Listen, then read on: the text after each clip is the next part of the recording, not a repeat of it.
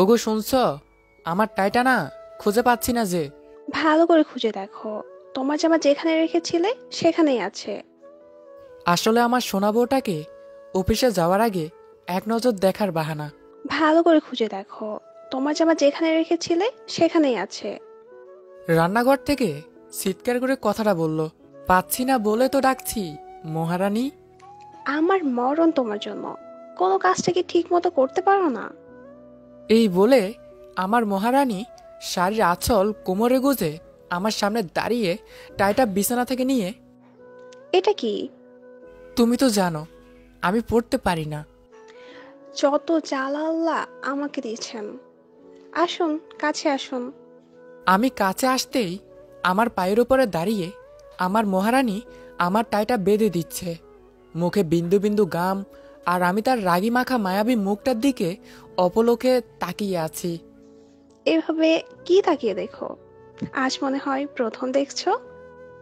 আমার বউটা না দিন দিন বেশি সুন্দর হয়ে যাচ্ছে। যতবার দেখি ততবার নতুন করে তোমার প্রেমে পড়ি। এই বলে সঙ্গে সঙ্গে মহারানীর কোমরে জড়িয়ে ধরলাম। হইছে, আর ঢং করতে হবে না। এবার ছাড়ো, আমার অনেক কাজ পড়ে আছে। না ছাড়বো না, আজকে সারাটা দিন এভাবে জড়িয়ে ধরে রাখবো। ছাড়তে পারি যদি আমার পাওনাটা দাও। রাতে দিব। এখন যাও তো, অফিসে লেট হয়ে যাচ্ছে। জি মহারানী। দরজার দিকে পা বাড়াতেই, এই শোনো। বলেন মহারানী। Love you. আর তাড়াতাড়ি বাড়িতে আসবে। আমার একা একা ভয় লাগে। ওকে, আর লাভ ইউ টু সোনা বউটা। ইনি হলেন আমার মহারানী, মানে আমার অতি আদরের সোনা বউ দিশা। আর আমি হলাম সবুজ, মানে আমার সোনা বউটার কাছে মহারাজ। পারিবারিকভাবে বিয়ে হয়েছে আমার। এই মেয়েটাকে নিজের করে না পেলে সত্যিকারের ভালোবাসা কী জিনিস বুঝতাম না। প্রতিটা কাজকর্মে বুঝিয়ে দিয়েছে আমাকে সে কতটা ভালোবাসে। আমিও কিন্তু কম ভালোবাসি তা কিন্তু নয়।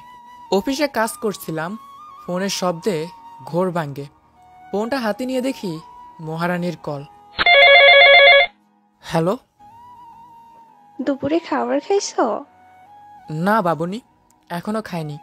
অফিসের কাজের অনেক চাপ। ওকে, তাহলে রাখি। এই যে শোনো। কি বলবে?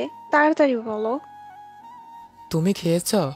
তোমার আগে কখনো খেয়েছি? ওকে মহারানী, তুমি এখন খাও, আমিও খেতে যাচ্ছি। হুম। অফিস থেকে ফিরতেই একটু লেট হলো। জানি মহারানী অভিমান করে গাল ফুলিয়ে নাকটা লাল করে বসে আছে। তার রাগ ভাঙানোর জন্য পথে ফুলের দোকান থেকে একটা বেলি ফুলের মালা আর দুটো গোলাপ নিলাম। বেলি ফুলের মালা দিশার খুব পছন্দ। পাগলি বউটা কি খুশিটাই না হবে। রিক্সা চালকের ডাকে ভাবনা থেকে বাস্তবে আসলাম। পাগলি বউটাকে নিয়ে ভাবতে ভাবতে বাসার সামনে এসে পড়েছি, বুঝতেই পারিনি। 5বার কলিং বেল বাজানোর পর মহারানীর দরজা খুলতেই আমি লুকিয়ে পড়ি। সোনা বউটা এদিক সেদিক তাকিয়ে কাউকে না দেখে দরজাটা বন্ধ করে দেয়। আমি আবারও কলিং বেল বাজিয়ে লুকোনোর আগেই দরজা খুলে আমাকে ধরে ফেলে। কোনো কথা না বলে রুমের দিকে পা বাড়াই। দেখে বোঝা যাচ্ছে অনেক রেগে আছে। আমি দরজাটা বন্ধ করে পিছন থেকে জড়িয়ে ধরে, আমার সোনা বউটা কি রাগ করে আছে আমার উপরে? জানি না, ছাড়ো বলছি। আমি জানি তো এর রাগ কিভাবে ভাঙাতে হয়। বেলি ফুলের মালাটা বের করে ওর খোপায় জড়িয়ে দিলাম। গোলাপ ফুল দুটা বের করে ওর সামনে হাঁটু গিরে বসে, তোমার ওই মিষ্টি হাসি, গলায় এমন পদ্মা, আর কপালে জল রঙের টিপ, খোঁপায় বেলি ফুলের মালা, নগ্ন পদ্মগুলে টুপ টুপ বৃষ্টির নকশার পা বাহার, তোমার নাকে প্রথম বৃষ্টির দুর্দান্ত ফোটার মতো নাকফুল। তোমার এই সবগুলোকে যে আমি বড্ড বেশি ভালোবাসি। একটু ভালোবাসা দিবে কি আমাকে, ঠিক যতটুকু ভালোবাসা যায়? আমার হাত থেকে সঙ্গে সঙ্গে ফুলগুলো নিয়ে বলল, তোমার বুকে আমাকে দেবে কি একটু ঠাই? আমি যে তোমার ভালোবাসায় আজীবন ডুবে থাকতে চাই। তোরে ফুথুলের মতো করে সাজিয়ে হৃদয়ের কোঠরে রাখবো। সোনা বউটাকে এখন জড়িয়ে ধরে আছি, আর পাগলিটা আমার বুকে মাথা রেখে পুপিয়ে পুপিয়ে কান্না করছে। আমিও কান্না থামানোর চেষ্টা করছি না, কারণ এটা যে সুখের কান্না। বেঁচে থাকুক আজীবন এদের সত্যিকারের ভালোবাসা। আজকের গল্পটি কেমন হয়েছে অবশ্য লাইক কমেন্ট করে জানাতে ভুলবেন না।